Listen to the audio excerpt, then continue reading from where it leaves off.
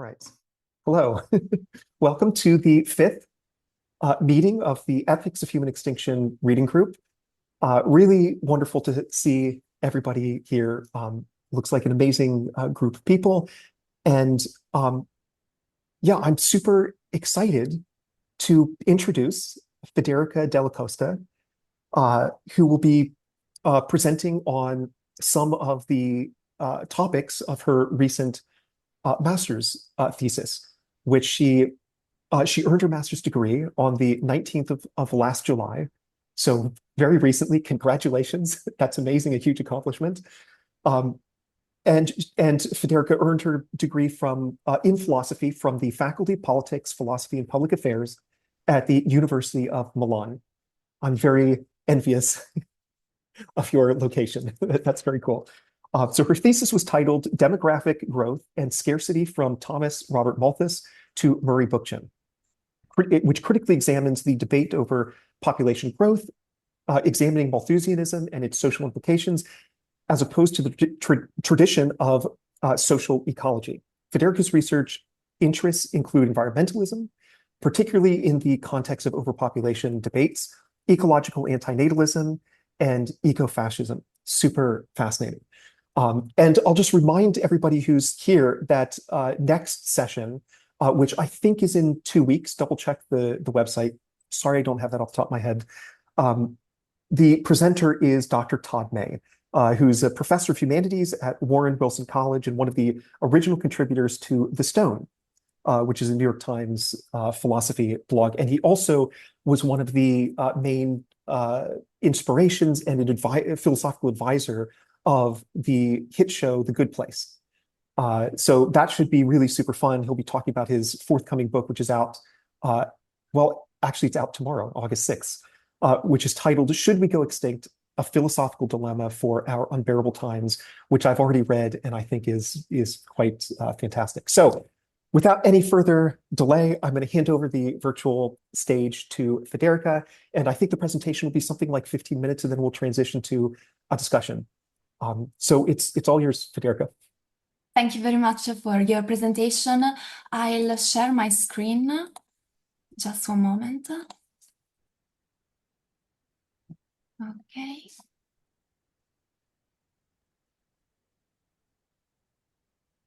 You should see the slide now, maybe. Perfect. Yes. Thank you. Okay, perfect. Good afternoon to everyone. Today, I'm going to expand on the dimension of human extinction, which has already been presented last time with the amazing intervention of last night. That is environmental extinctionism. So, as we have analyzed in past meetings, the pro-extinctionist position posits that the state of being extinct would be in some way better than the alternative of continuing to exist. In the context of radical environmentalism, some have argued that the human extinction option would be better, not for humans themselves, but rather for the planet. According to this perspective, the extinction of the human species would allow the natural world to recover and flourish, unburdened by the anthropogenic disruptive impact. In recent years, these arguments have come to the forefront to some radical environmentalist circles.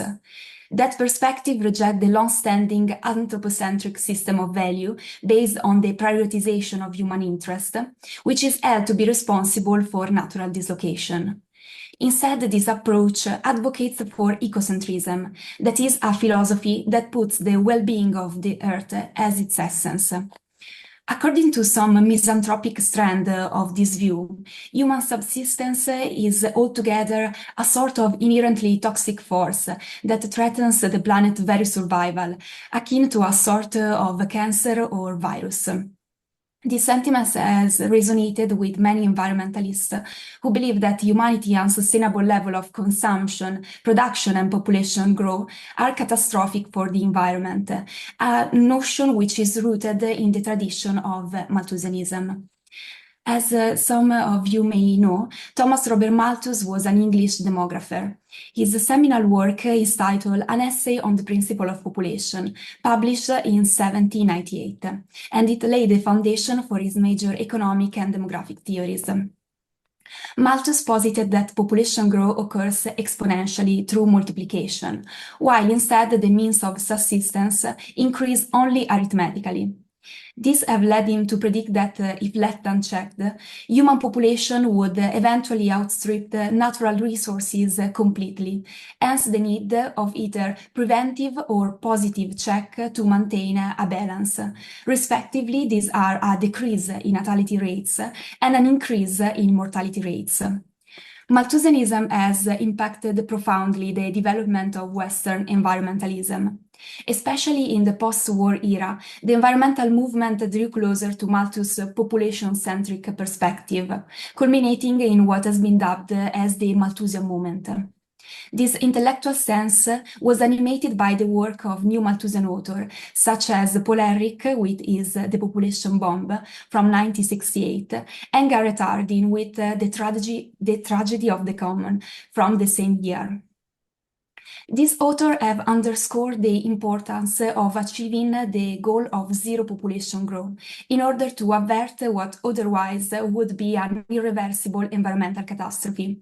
While they have emphasized the importance of spontaneous measures, such as improved legislation, comprehensive sex education, and funding for family planning, they have also acknowledged that these efforts alone are insufficient.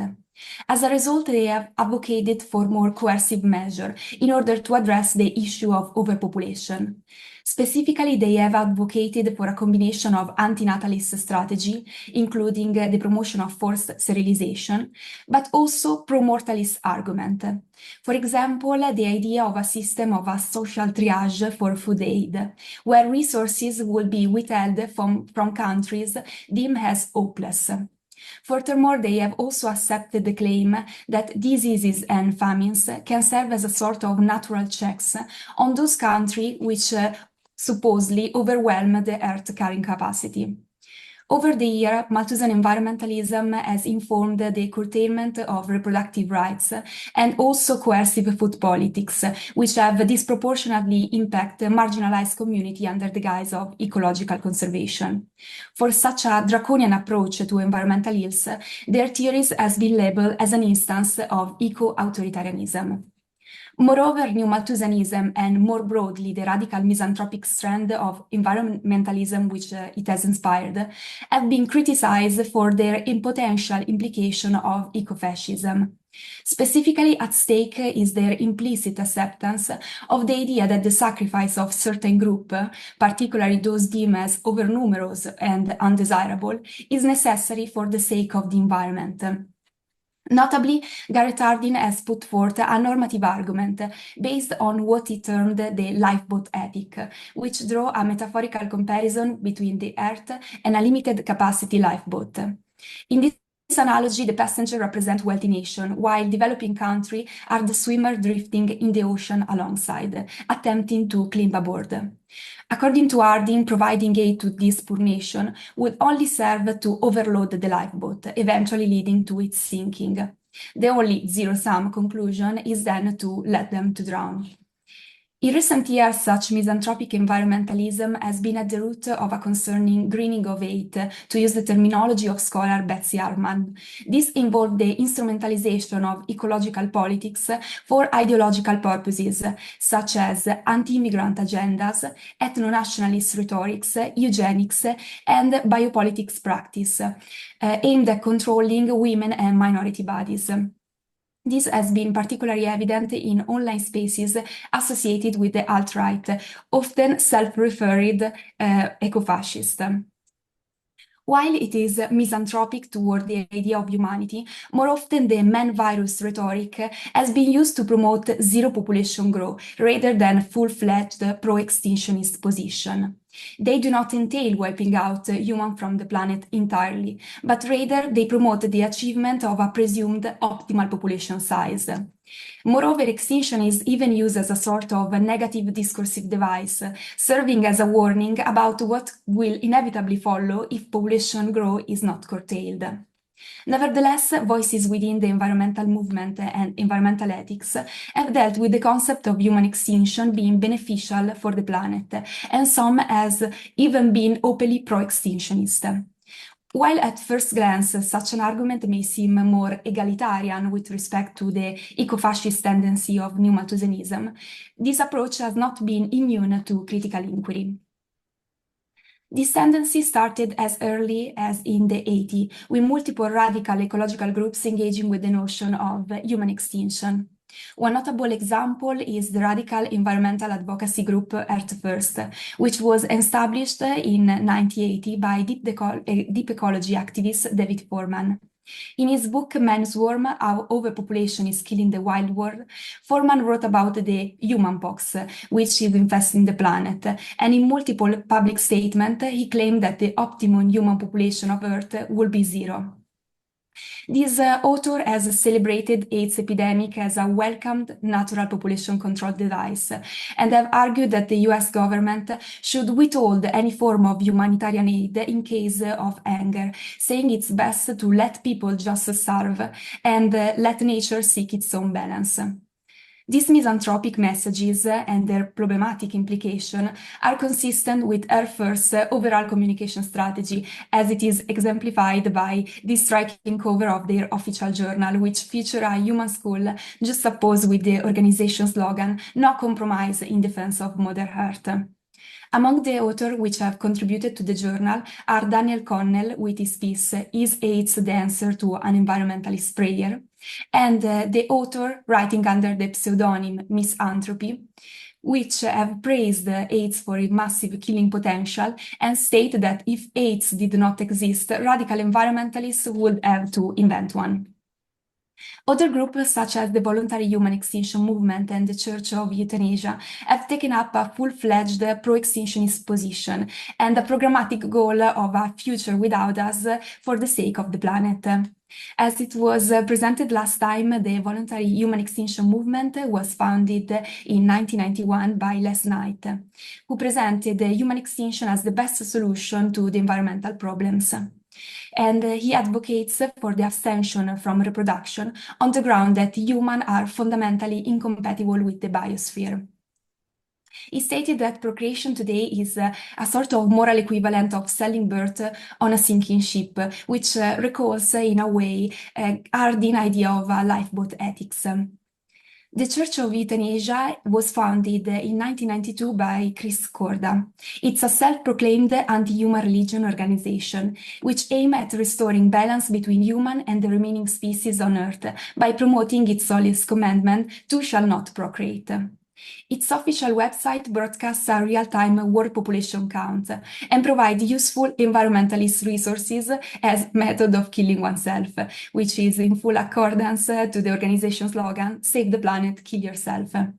While emphasizing voluntary choice only and rejecting the charge of eugenic affiliation, this church stresses that the planet's survival can be ensured only through the extinction of humans as a species, and its official sister organization, the Gaia Liberation Front, support involuntary mass sterilization, anti-human deadly viruses, and, if necessary, genocide to achieve mankind extinction.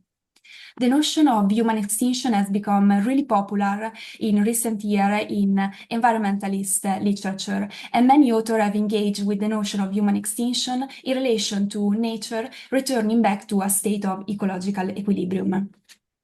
Moreover, today extinctionism has even penetrated mainstream environmentalism with regard to certain recurring misanthropic rhetorics.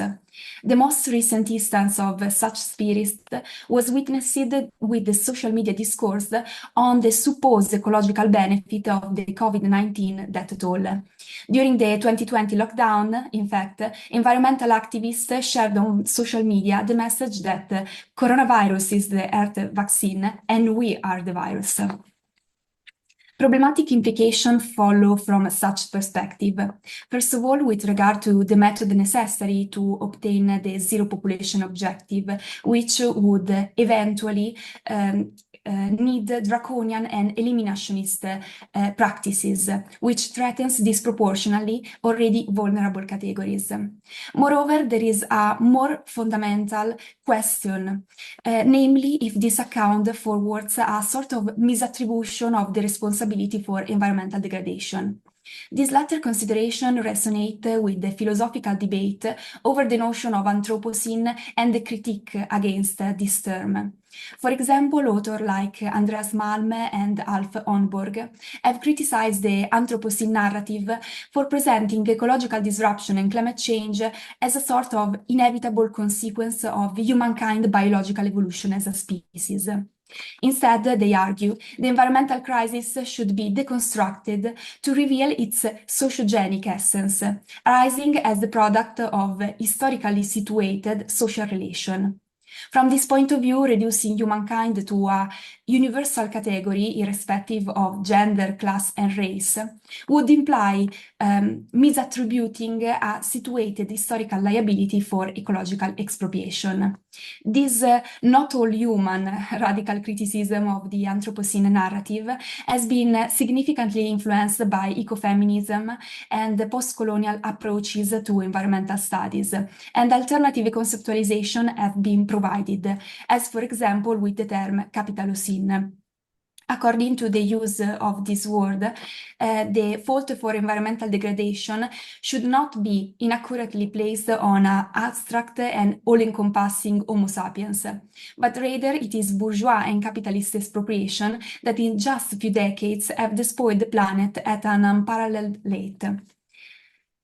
On the basis of this last reflection, is then important to question if is Homo sapiens really the subject that we need to add responsible for environmental dislocation, and if not, what does entail for extinctionism?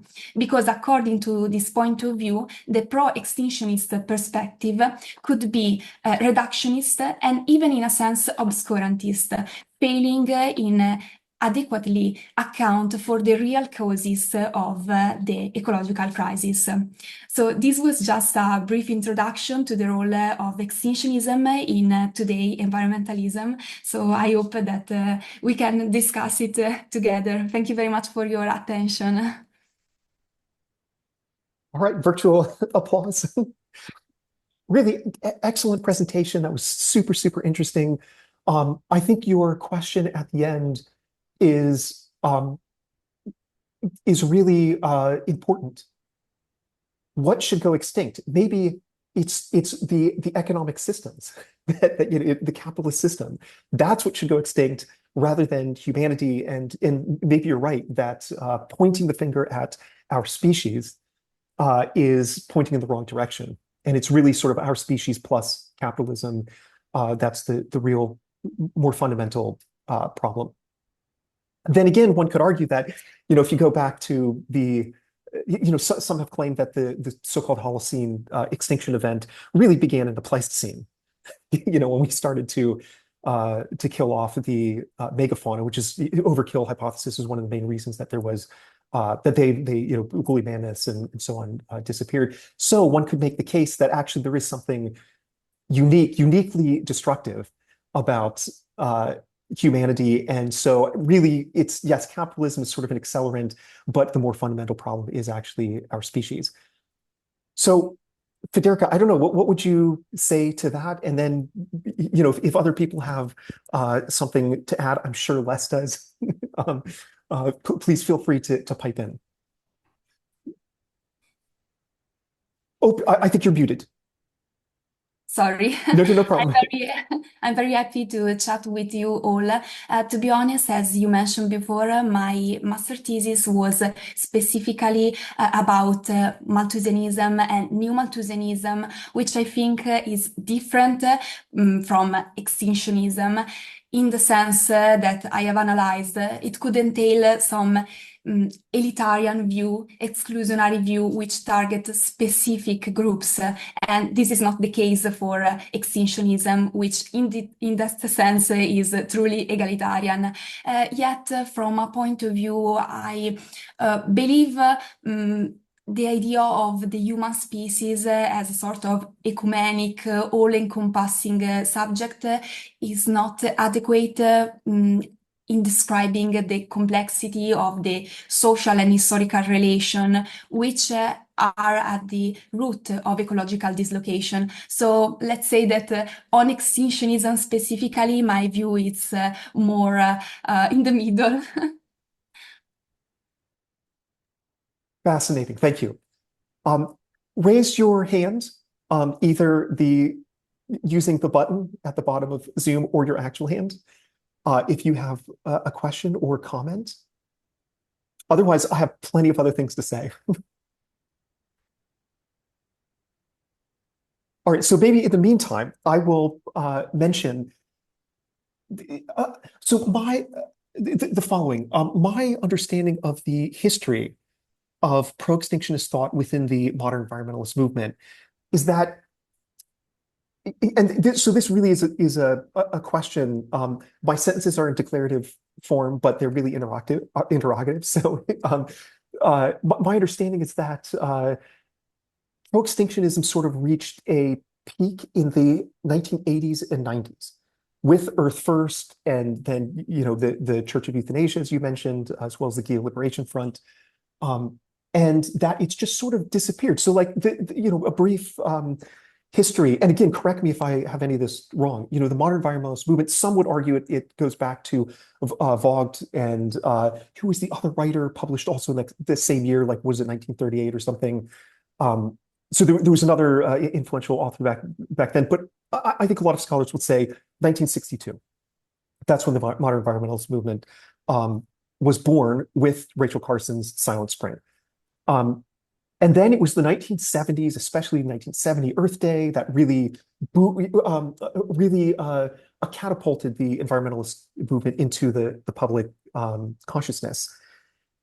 Then 1980s, you get the influence of more biocentric or ecocentric value theories becomes much more prominent, and that's what leads to this sort of anti-human. I mean, there was a scholar who said that a lot of the anti-human elements within the modern environmentalist movement really can be traced back to biocentrism or ecocentrism, which sort of makes sense. If everything has intrinsic value or the same intrinsic value, and there's this one species, we'll call them Homo sapiens, who happen to be destroying the biosphere, well, it just kind of makes sense to eliminate Homo sapiens.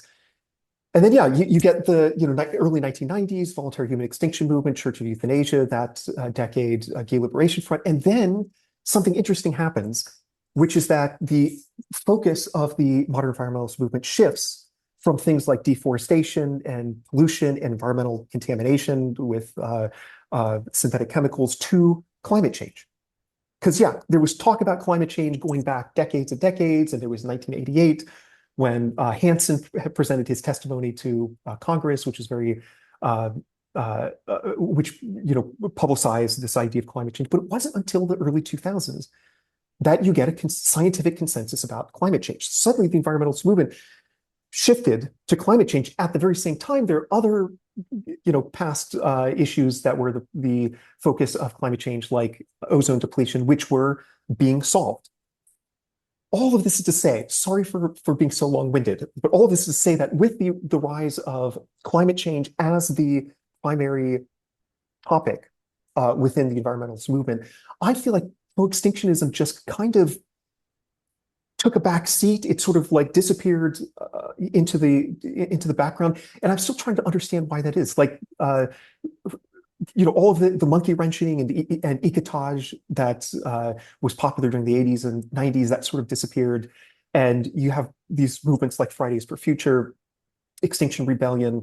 They're, as far as I could tell, almost nobody in these movements are advocating for humanity to disappear. They're just advocating for us to mitigate climate change, get the environmental crisis under control so that we as a species can prosper. So again, sorry for rambling for so long, but do you have any insights, or Les or anybody else here have any insights about this? One, if my description is accurate, and two, if it is accurate, why that's the case.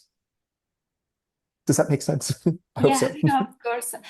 So maybe I cannot talk from experience, and maybe less Knight would want to say something later. But from my researches, what I have understood, especially in the US, is that the environmental movement intertwine with the new age kind of atmosphere of those years, so that even Malthusianism, which was strongly related to a sort of quantitative approach based on an empirical based analysis and data, in a sense was linked to a sort of mystical core, which has been defined ecoteistic. For example, Murray Bookchin, which is an author I'm really fond of, describe Malthusianism as a sort of schizophrenic, because in a way describe itself as based on pure number, but then propose a sort of philosophical view of a strong dichotomy, man and nature, in which man is a parasite. And this view is not just metaphorical, but mystical. And this is very present also in the literature of the time, for example, in James Lovelock and the Gaia hypothesis, in which humans are described as intelligent fleas. So that this strong representation of mankind, again, as a sort of an insect, a virus, a cancer, within an personification of nature as a sort of woman, Mother Earth, that is purposive, has a purposive will, and she knows better. So, for example, the eradication of mankind through diseases, famine, and this is something which recurred to the COVID-19. So, in a sense, we have seen a resurgence for a little bit of time of that spirit. Yet, I believe that this strong shift, as you were saying, happened when this new age atmosphere and experience toned down, maybe. For example, the use of climate change reference from the 90s on happened because of actual scientific knowledge and evidence. For example, the first IPCC survey on climate change happened in the 90s. So I think that was an important milestone. And now, as you were saying, it's not so much about extinctionism, but maybe antinatalism. Not so much maybe for the planet, but for us, as you were saying. So that, for example, in many groups like Bird Strike, one of the main reasons for antinatalism is not only to protect the planet, which of course has a priority, but also because activists simply do not want to put babies in the world who will suffer because the planet is inevitably going to be even worse than it is today because of the rising temperature and so on. So I agree about this shift, and maybe it's a less mystical dimension than before in environmentalism, and I would use this motivation, but maybe others have also other to say.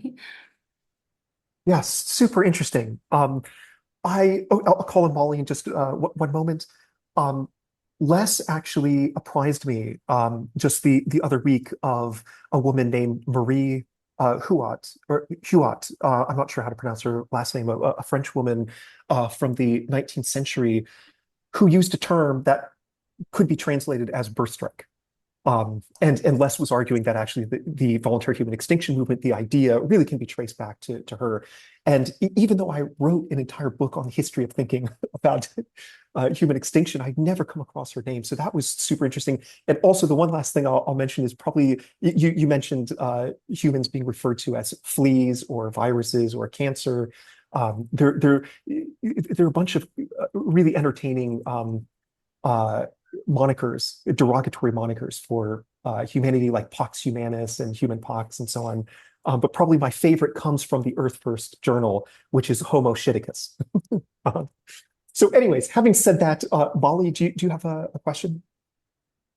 Yeah, Hey, I was really intrigued by like your mention of because like when you mentioned like the links to like the New Age, like sort of like pseudo spiritual element in the US, which I'm like, yeah, that's absolutely correct. It made me wonder if some of the newer stuff you were mentioning, if you've seen links to like the Christian far right and like the brand of like pro-apocalypse discourse in that element, because my understanding is like there's a bunch of like in the US, especially evangelical Christian far right people who think that they want to bring about the apocalypse as part of like their like end times like prophecy beliefs. I'm not super familiar with it, but I'm wondering if there are elements of that that intersect with any of this like especially recent neo-Malthusian discourse or pro-extinctionism.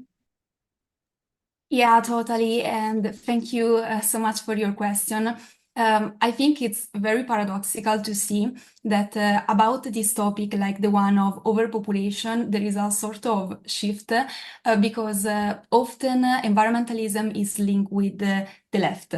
Yet, over the years, the concept of greening of eight from Hartman explain exactly how the far right and in general the more traditionalist part of a certain community have integrated ecological concern or mm, true or facade ecological concern in order to push some of their traditional values, such as Christianity.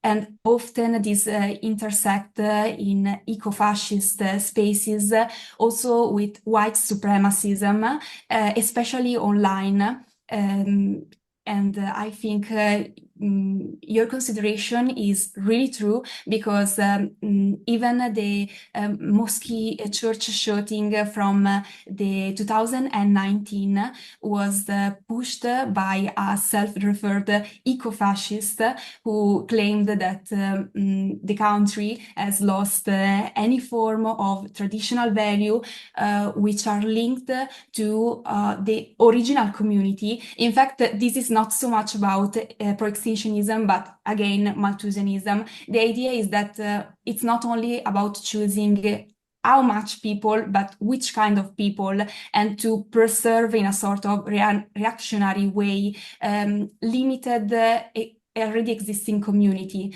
Not by chance, I hope I'm not extending too much the topics, but Malthusianism was present also in the blood and soil Nazi ideology of preserving the German purity by eliminating the demographic surplus of other groups.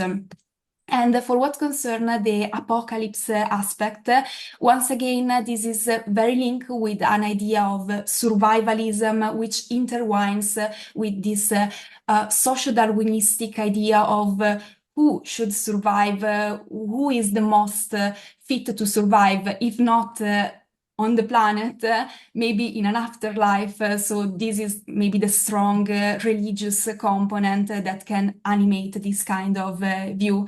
I hope I responded to your question. Yeah, no, that was super interesting. Thanks for that. Thank you very much. also just to add something, Molly, you're absolutely right that there is a long and an absolute and incredibly interesting and disturbing history of the evangelical community um, interpreting developments both with respect to the environment as well as technologies like nuclear weapons, responding to them by integrating them into their prior eschatological narratives. I mean, I've written about this, and there are so many uh, frightening examples. So, just one real fast with respect to environmentalism. Ronald Reagan's Secretary of the Interior, James Watt, was asked. I believe this was a congressional hearing about his views on the importance of preserving natural resources and and preventing the degradation of our environment. And his response was basically to kind of shrug and say, "Well, I'm not too worried about it because he said, quote, I believe this is almost exact quote. I am not sure how many generations we could count in the future before the Lord returns. Something very close to that. So, anyways, yes, it is, and that connection between environmentalism and the far right is just super interesting. I have a colleague who also studies climate change, and he's mentioned to me on numerous occasions that we should be scared about the possibility that we should be scared about when it is that the far right discovers climate change in some robust way, because they will, use that, exploit that to for their advantage. I mean, obviously, according to studies, they're going to be, was it 2 billion climate refugees or something by the end of the century?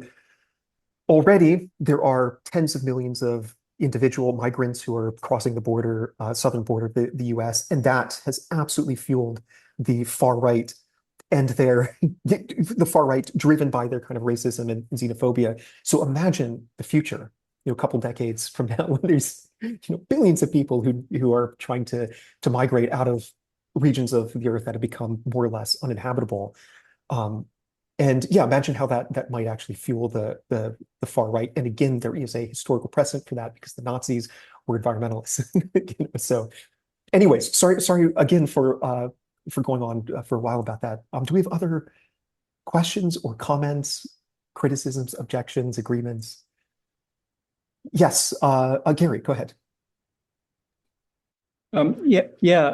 Thanks for convening this, and Federica, thank you for your presentation. It's very interesting to find scholars examining these questions. There's the element of evangelical Christianity and its alignment with the far right, and I think that many of these concerns are integrating themselves, at least in my conception. If one believes that there's a plan that we can't affect, then we don't have to worry about our consumption or our procreation because there's a supernatural entity that's controlling everything. And so why should we worry? Let's continue to consume as we have been. There's nothing we can do about it. We can't prevent an inevitable outcome that has been preordained, is the philosophy. Recently, we've heard about Project 2025, and just yesterday I listened to a scholar named Laura Field, who was interviewed by John Favreau on his podcast Offline, and she describes the organization of I think it's Federalist Society, who created the Project 2025 manifesto, the 900-page document we've all been hearing about lately. Heritage Foundation. I think. Heritage Foundation, yes. and she described the core of that movement as, she didn't use these words, but it sounds like sort of a medieval conception of Catholicism. And so we've been hearing J.D. Vance and the people responsible for the Project 2025 document as very deliberately relieving women of agency and wanting to outlaw abortion, of course, but also contraception. I think is on the table here pretty soon. And so, and I think that this ties in with the Tescrial bundle of isms, which similarly to an evangelical philosophy holds that there are inevitable actions that humans can engage in that move us to a faraway planet in a future we can't conceive, and our oh so important consciousnesses will be on a hard drive somewhere. But I hear that as I have a hard time believing that the proponents of that or truly believe that this will be a possibility in our lifetimes. I think similar to the other movements I described, I think that that's a way of saying, don't worry, keep consuming. We'll go ahead and use up the resources on Earth. And there are millions of planets in the universe with resources that we can move on to exploit. And I think that one of the resources that they are willing to use up on Earth is labor. And so by disallowing contraception or abortion, they can assure an endless supply of labor until we burn the last hydrocarbon on Earth, by which time there'll be these lovely colonies on other planets. And I don't believe that Elon Musk even believes that colonizing Mars is possible. I think it's held out as a possibility to keep us from acting to preserve what we have here. And so I can't prove any of this, but I believe that there's massive insincerity in the movements to don't worry, be happy, buy a bigger car, and the hints at solutions or hints and the geoengineering stuff similarly is encouraging us to, we don't have to change our practices because Bill Gates will fund some genius who will have a solution to this just in time. And there's just none of these things have evidence to support them. In my own personal philosophical view, there's no evidence to support the idea that there's a supernatural being with a master plan that relieves us of our agency. And certainly there's no reason to think that our consciousnesses can inhabit computers in faraway galaxies in a few million years.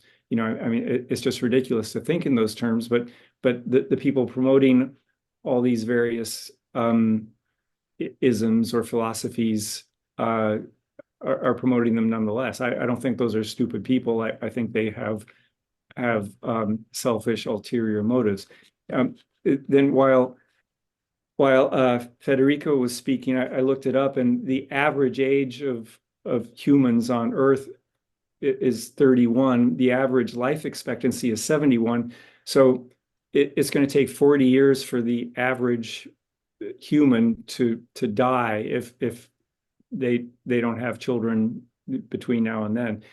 So that prospect, the idea that even voluntarily, if everybody wakes up tomorrow and thinks, yeah, humans are bad for the Earth, I'm not going to have children, it's unlikely that that'll happen. But even if it did happen, it's going to take 40 years, by which time we'll have burned more hydrocarbons and mined more resources than we can to maintain a habitable planet.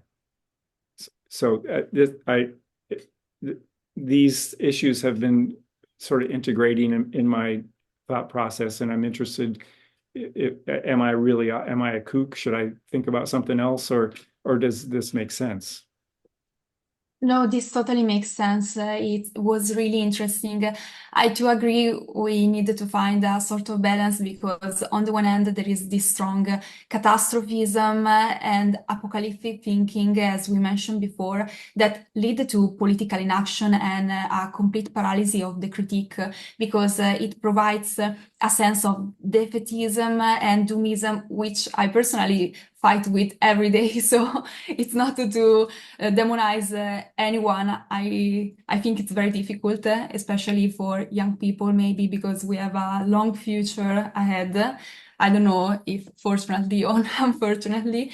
While on the other hand, there is also the political inaction, which is animated by a sort of blind optimism, either on technology or religion or whatever, that there will happen something spontaneously in a sort of deterministic and teleological way. And I do agree very much with your last point. This is an element that I think is crucial on the critique against the Anthropocene term.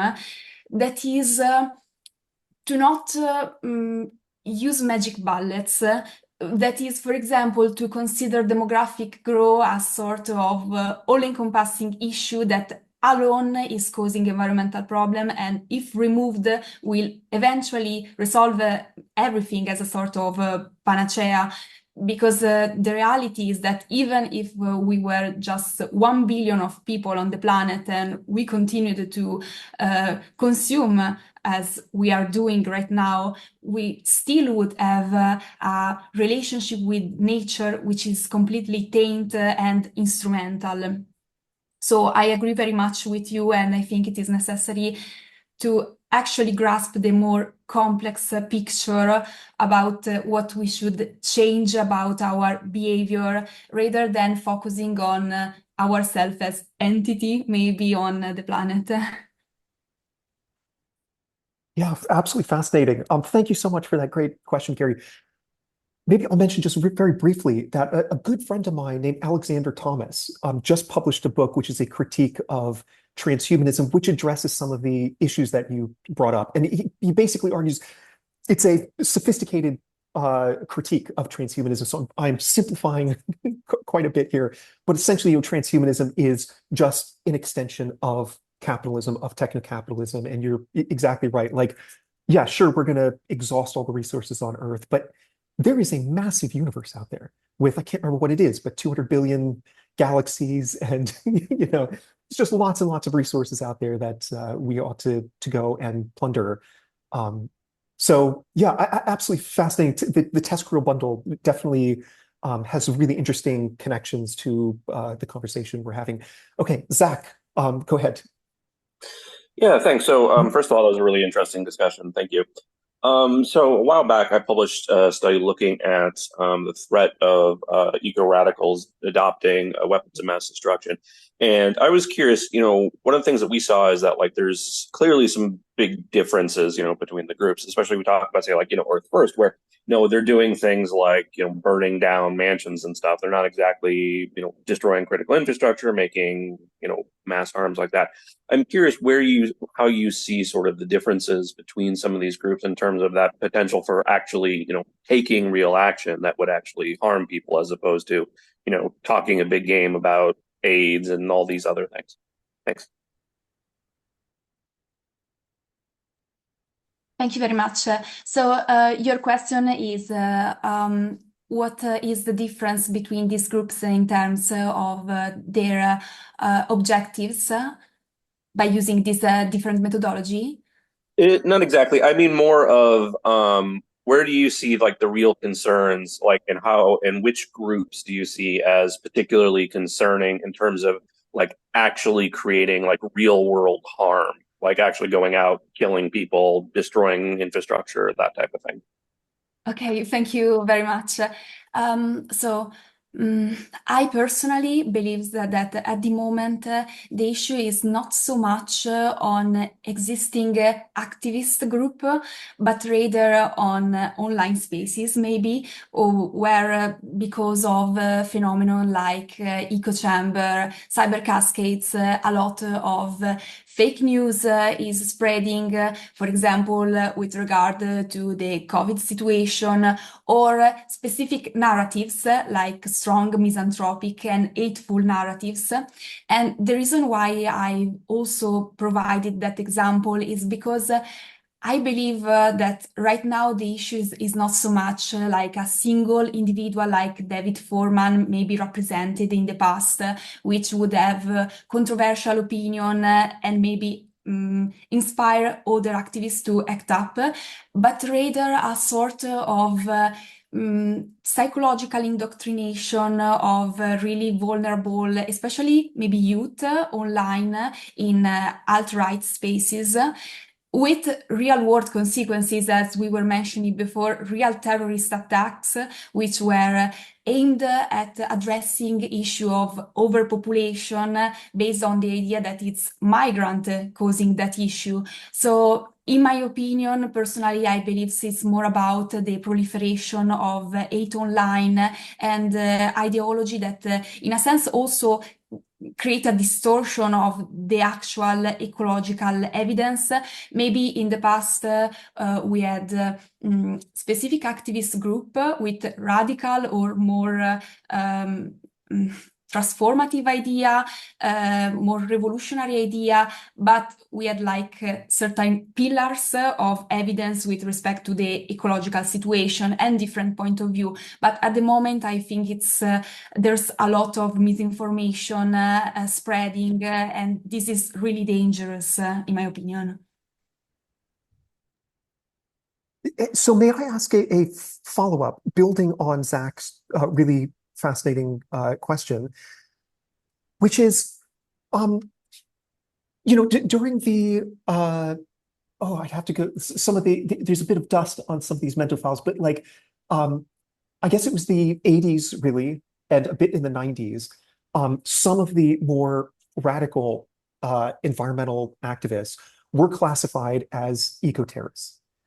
And I know that that is hugely controversial among scholars, because a lot of them were, I guess the vast majority of them were not targeting humans. They were targeting things like dams or tree spiking or something like that, which I think did ultimately hurt human beings, but that was not the intended goal. And so yeah, some of these individuals were classified as eco-terrorists.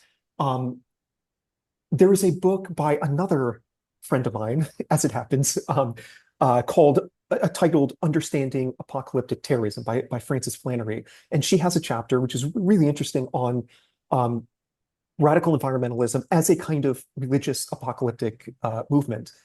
And one of the claims that she makes in the book is that there's as the environmental situation, as the environmental crisis and and climate change and so on get much worse, much more severe, we should expect there to be an increase in ecoterrorism, maybe targeting humans, maybe something even more extreme, maybe much more extreme than we've seen in the past. So I'd be sort of curious to know what your thoughts are about the future of the environment, of a section, a fringe part of the environmental movement in becoming increasingly inclined to engage in violent tactics because the situation is ever more urgent and serious. And the weird thing about the environmental movement is those claims that we are in this kind of maybe quasi-apocalyptic moment, they are kind of based on the facts. I mean, there are lots and lots of scientists who are really worried about civilizational collapse and so on. So there's a sense in which their passion is justified. But yeah, I'm sort of curious if you are worried that they might actually go for these more violent tactics. Thank you. Thank you. So as you were saying, the more difficult and extreme the situation it gets, the more radical are the responses by environmental activists. For example, I don't know if you are aware, but in Italy recently there has been a huge controversy about environmentalist group targeting works of art, because maybe monkey wrenching is out of style because nobody really cares nowadays if you target a specific maybe company that they later day can be repaired and replaced. But of course, since in Italy there is a strong sensibility for the artistic heritage that we have, this has caused a lot of sensibilization of the environmental question, but also a lot of angry reaction that in a sense were predicted by the environmentalists that have decided to use that target because of their importance for the public opinion. So the more we go on, the more radical the action will get. Yet the point about hurting other people, in my opinion, depend on which is the point of view, the opinion, and the fact that are informing your action and practices. Because we can have maybe certain individuals that will recur to violence against other people, even if they think that the system is actually at fault. For example, an eco-terrorist like Ted Kaczynski, but maybe we can agree that is a particular case of also a peculiar psychological personality. For what concerns a more widespread collective form of violence because of environmentalist motives, I once again believe that they will eventually depend by the spreading of certain viewpoints, like the fact that certain community are to blame, so that in order to actually resolve the issue, it is necessary to target them, to send them a message, or to try to act directly on the problem. So again, maybe in the future there will be more radical action, but if the common ground for everyone is a place of peace, let's say, and not hateful conviction, I do not believe that people will be targeted, but I'm very scared that this might be the case because of all of the reasons we were discussing before. Yeah, super interesting. I'm sure you've come across individuals tending to the wild or savagery. I think it was born in South America. It has a kind of nominal presence throughout in Mexico and so on. And yeah, I don't know. There's lots to say about them, but they are, I think, one of the few examples of a radical. I mean, initially kind of neo-Luddite in the Ted Kaczynski tradition, but more recently have become sort of omnicidal radical environmentalists who have actually targeted people and taken credit for the murder of at least one individual. So anyways, yeah. If I can just briefly add up, maybe one issue is that often the love for nature and the animals goes hand in hand with misanthropic spirit, so hate for humans, as we were saying before. On the one hand, because of actually grounded fact, so as humans, we are hindering the wildlife to survive or being in a condition of well-being. But of course, if this gets radicalized once again in a sort of even spiritual mentality of the planet to protect, while humans are a sort of cancer to eradicate, this can lead up to this conclusion. Yeah, super interesting. Federica, do you have a few extra minutes? Yeah, to go over the time? Okay. And obviously, if anybody has to go, that's completely fine. It would not be rude if you had to leave at this point. Zach, and then I have one last question after that. Yeah, I was actually just going to chime in sort of a little bit on your question about the future. So actually, before I jump into that, first off, one particularly fascinating thing, individuals tending towards savagery. Amusingly, they were in a little bit of that, they were actually targeting nanotech folks. And there was actually a whole thing about, are they really concerned about gray goo extinction? That ended up being a whole part of some of their discussion. But that's a bit of an aside, but it was particularly interesting. One of the folks to the question about sort of the future, one of the things that we did see during our assessment was that there has been some indications of that, of like folks getting more overtly violent. One of the groups that really concerned me and still kind of does, and I was kind of a little bit not surprised in like a bad way, but it was a bit that it didn't come up. But Deep Green Resistance, some of the folks over there. They do have strong apocalyptic elements to them, and they are very overt that they do support violence as part of one of their longer term strategies. And particularly interesting is that they have like a 5-step or so decisive warfare strategy that actually draws extensively on U.S. military doctrine. And they're less overt in violence in the way that like ITTS are. I don't think that they've actually gone out and killed people yet, but they argue that it's an important aspect to incorporate, and it's worth looking into some of the stuff that they've done, because they've also done things like host survivalist training camps in various parts of Oregon and other parts of the United States.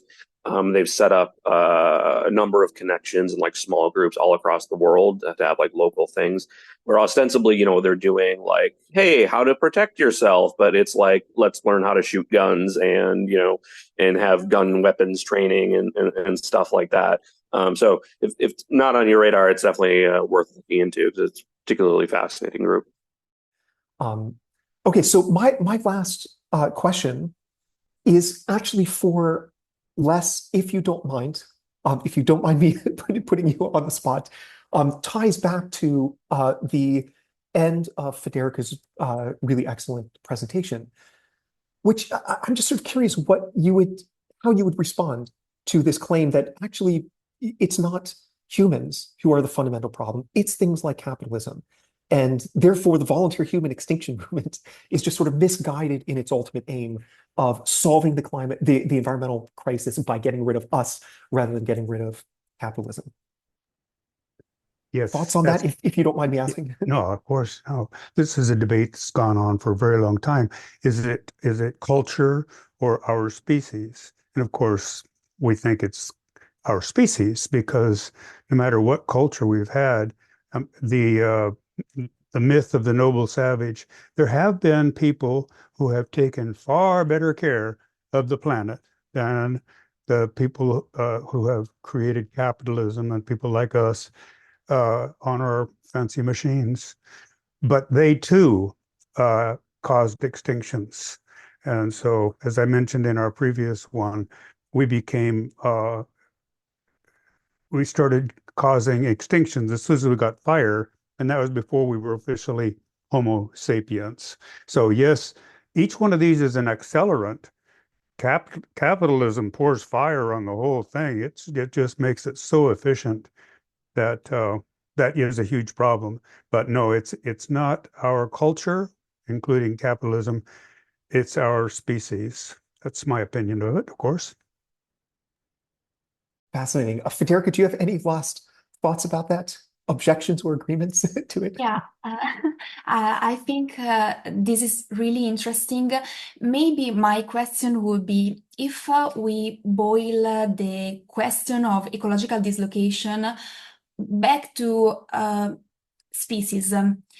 What is different about the human species with respect, for example, to others, non-human animals, which can cause extinction? So if we have a sort of Darwinian-like approach to the question, I agree that, of course, human beings are destroying the planet completely and others, non-human animal.